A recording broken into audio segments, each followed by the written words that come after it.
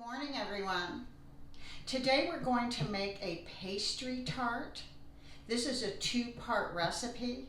Yesterday we made a lemon curd, which is going to go in this tart when we're done making this.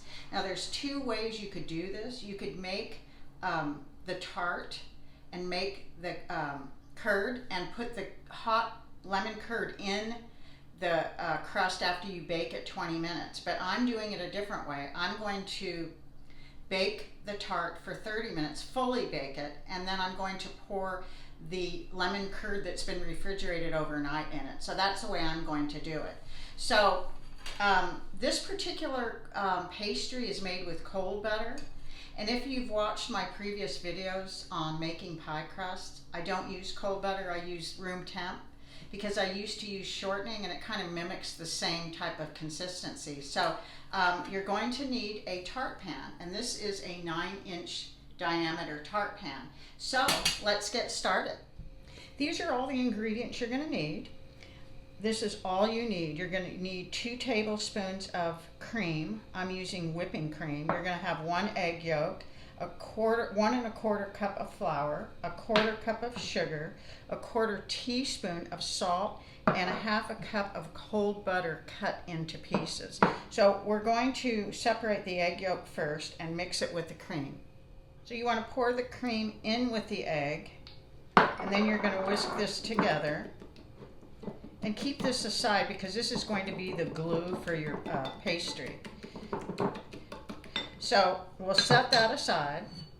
We're going to put our flour in, our 1 1/4 cups of flour, our 1/4 cup of sugar, and our 1/4 teaspoon of salt. And what we're going to do now is we're going to whisk all this together so we get everything incorporated here. After you have all your flour, sugar, and salt mixed together, you're going to add your cold butter, which is 1/2 cup, and make sure it's cut up in pieces. And then what you're going to do, you can use a pastry cutter or you can use your hands, whatever you want to use, but you want to grind this up. You want to get it all mixed together. They'll be like peas, you know, real ground up. So let's get working on this for a while. I went and switched back to a fork, and you can use your hands. It's nice if you have some gloves, it makes it less messy. So you're going to have this kind of consistency when you squeeze your dough. But what we need is a binder. So we're going to pour our egg and cream mixture in this, and this is going to give us that binder we need to hold everything together. And you can just mix everything right in your bowl. So what we're going to do is mix this until it forms a ball. Here's our dough. This was all done in the bowl. I didn't do anything outside of it. Now you can see it's a nice smooth disc. So now there's 2 ways you can do this. I've seen it done both ways. Some people put it directly into the tart pan and just kind of move it around. I don't feel comfortable doing that. So what I'm going to do is roll this out on the board, and then I'll put it in the tart pan. So if your tart pan, say my tart pan is 9 inches in diameter, I'm going to roll this out maybe 12 inches, so it's going to not fit right there, but it's going to kind of go up the sides. So I'm going to be rolling this. It's not going to take very long. I'll be back. Here's our round pie dough, and if you see the difference, that it's going to fit perfectly here. So now we're going to transfer the dough to the pan. So you're going to want to loosen it up so it'll be easier to transfer. Being that this is a flaky dough, it could fall apart. And that's okay. Just do it over again, or you can kind of put it in here and work your way around the edges. It's a forgiving dough, so if it falls apart, just put it back together. And I'm using the bottom of a cup to kind of go around the edges. I didn't have any leftover dough. I'm using all the dough. You want strong edges. You want real strong edges.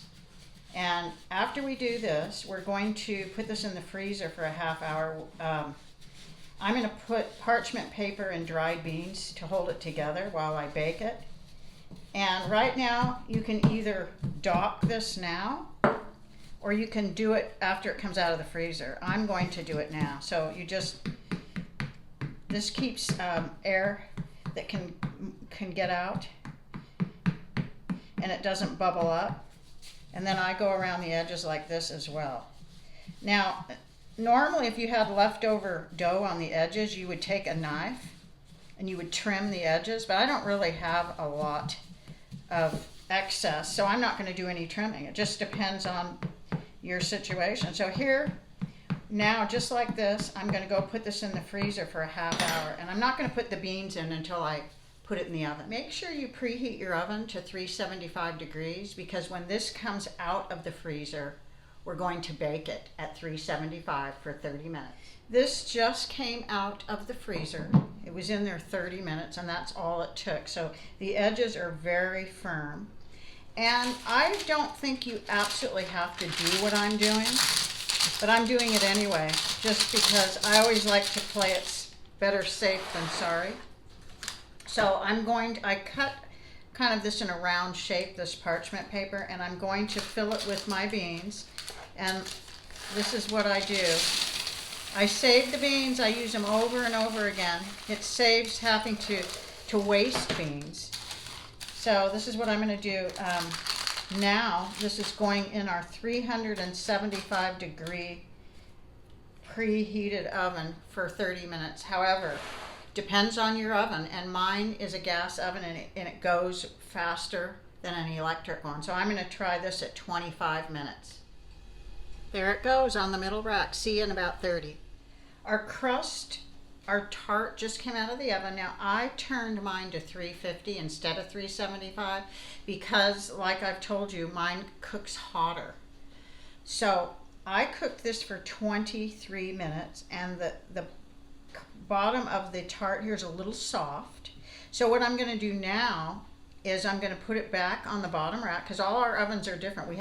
Nothing is straight across the board. So I'm going to put this on the bottom rack for the remainder of the 30 minutes. So it baked for 7 minutes. It baked for 23 minutes. So I'm going to put it back in the oven on the bottom rack for 7 minutes to cook the bottom part a little more. And I did take the beans out, and so I also am putting foil around the edge. The outer edge crust is just right. It's golden like it's supposed to be. The only thing we need to bake a little more is the bottom of it, and that's why I'm going to go with 7 minutes on the bottom rack without the beans. So here's our finished tart, and it's just right. See, as you can see, the bottom is firm now. It's thoroughly cooked. So this took a total of 30 minutes, which is exactly how much time it was supposed to take. It just needed to have the bottom cooked a little more. So what we did is we took the beans out, we put foil on the edges so it wouldn't burn, and we put it in for another 7 minutes in addition to the 23 minutes we started with the beans. And so it looks wonderful. So all we're going to do now is cool this, and then we'll add our lemon curd.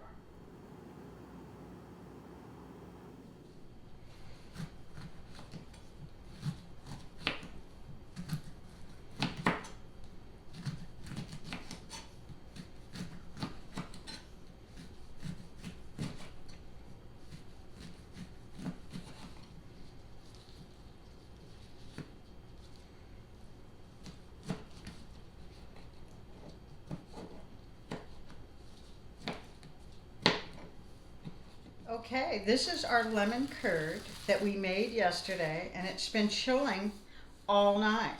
So here it is. See how nice and creamy this is? This is so unbelievable. So now what we're going to do is, now that this is cooled about 35 minutes, we can fill it. So that's what we're going to do. Doesn't this look luscious? That's why I've named this Luscious Lemon Tart, because that's exactly what it is. It's luscious and creamy, and it's very simple to make.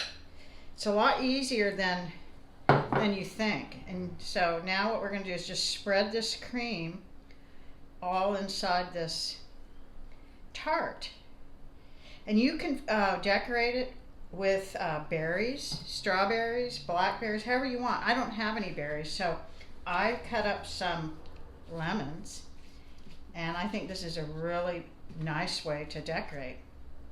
Decorate with what you have. Don't feel like you have to go out and buy something if you don't have it. I just think sometimes just decorating with what you have, you can improvise and make some really pretty decorations. So I have a few leaves from my lemon tree. Even though my lemon tree is not doing well, I have some lemon leaves to kind of decorate it and make it look real pretty. So here is our lemon tart, and we will give this a taste. Last of all, we're going to refrigerate this for probably about an hour just to make sure it's all chilled together before we taste it. Okay.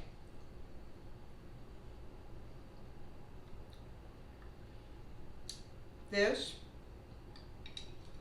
is as perfect as you can get. It's perfect. The crust is perfect. It's just the right everything. The curd is just perfect. It's got a sweet tang with the lemon, very lemony.